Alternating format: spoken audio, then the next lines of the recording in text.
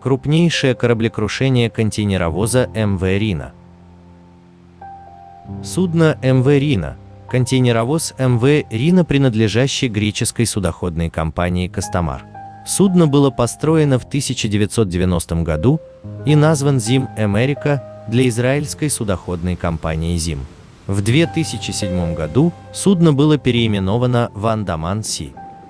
Контейнеровоз был длиной 236 метров, а ширина составляла 32,2 метра. Судно «Рена» обслуживал экипаж из 20 человек. В 2010 году судно «Андаман-Си» было продано дочерней компании греческой судоходной компании «Костомар». Он был переименован в «Рина» и зарегистрирован в порту Монровии в Либерии. С 5 октября 2011 года из-за навигационной ошибки вблизи рифа Астролябия судно «Рина» сел на мель возле Тауранга, Новая Зеландия. В результате разлилась нефть. В течение нескольких месяцев судно постоянно подвергалось сильным ветрам и волнениям, и 8 января 2012 года «Рена» переломалась надвое после особенно суровой ночи с плохой погодой. К 10 января кормовая часть соскользнула с рифового берега и почти полностью затонула. Судно перевозило 1368 контейнеров, 8 из которых содержали опасные материалы, а также 1700 тонн мазута и 200 тонн судового дизельного топлива. К воскресенью 9 октября 5-километровое нефтяное пятно угрожало дикой природе и богатым рыболовным водам этого района. 10 октября нефть из судна «Рена» начала выносить на берег у пляжа Маунт-Маунгануи. Из-за плохой погоды в ту ночь корабль заскользил по рифу, и команда была эвакуирована. При шторме произошло смещение судна и привело к дальнейшим повреждениям и к утечке еще приблизительно 130-350 тонн нефти. 11 октября министр окружающей среды Ник Смит объявил разлив нефти самой страшной морской экологической катастрофой Новой Зеландии. К 13 октября судно кренилось на 20 градусов, и 88 контейнеров упали в море. Из-за повышенного давления на корпус судна «Рена» ожидалось, что в любой момент она расколется надвое, что усугубит воздействие катастрофы на окружающую среду. 14 октября 2011 года сообщили, что судно «Рена» раскалывается надвое, удерживая вместе только ее внутреннюю структуру и сам риф. 8 января 2012 года сообщили, что «Рена» раскололась надвое, и примерно 300 контейнеров были потеряны за бортом. Состояние судна постепенно ухудшалось, пока оно стояло на берегу рифа, с более ускоренным ухудшением во время штормовой погоды. И хотя носовая часть осталась твердо стоящей на рифе, из-за раскола обе секции отодвинулись друг от друга и опустились ниже в воде. Это вызвало дальнейший выброс мусора и нефти в море.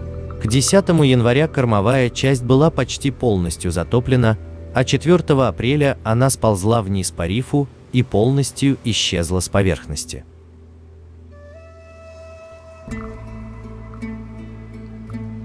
Персонал по ликвидации разливов нефти и волонтеры, в том числе большое количество местных жителей, работали над очисткой загрязненных нефтью пляжей и сбором мусора из контейнеров. Эксперты по дикой природе из национальной группы по борьбе с загрязнением нефтью лечили запачканных нефтью птиц, в том числе маленьких синих пингвинов и пестрых бакланов, и поймали 60 редких новозеландских дотерелей, чтобы предотвратить их загрязнение. Эти птицы были позже повторно выпущены обратно в очищенную среду в рамках поэтапно выпущенной программы. В конечном итоге на судне «Рина» было извлечено более 1300 тонн мазута, при этом вся доступная нефть была удалена к 15 ноября. Контейнеры, потерянные за бортом во время непогоды, по возможности перехватывали и возвращали вместе с рассредоточенным содержимым контейнеров, которое было выброшено на берег. Операции по вывозу контейнеров из Рены начались после того, как вся нефть была удалена. Первый контейнер был снят 16 ноября 2011 года. К 26 декабря в общей сложности был вывезен 341 контейнер. Спасение продолжалось, и им управляла Resolve Fire and Salvage. Сбор контейнеров осуществлял Braemar Howells, а мониторинг пляжей осуществлял региональный совет залива Пленти. К июню 2014 года было утилизировано примерно 77% первоначальных контейнеров. Основные части затонувшего судна были удалены, в том числе вся носовая часть выровнена на 1 метр ниже отметки отлива, удален 350-тонный жилой блок до палубы D и большая часть левого борта. Все топливо и масло удалены, за исключением около 1 тонны остатков. Велись поиски последнего контейнера с пластиковыми бусинами.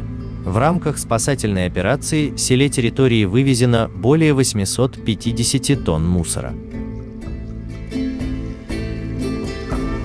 В отчете судовладельца было отмечено, что противообрастающая краска на затонувшем корабле содержит цинк, диурон, медь и трибутилолово.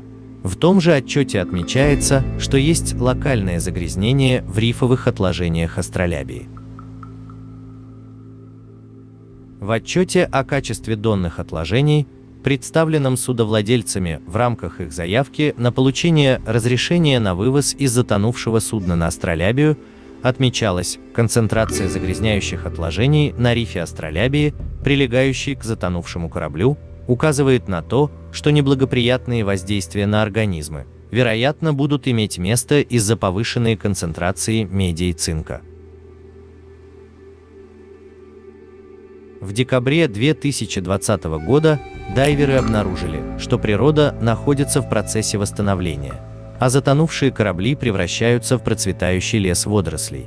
Дайверы следят за любыми кусками стали, которые могут оторваться и плавать в приливе, чтобы повредить риф, а также за состоянием от 5 до 10 тонн гранулированной меди, застрявшей под корпусом затонувшего судна.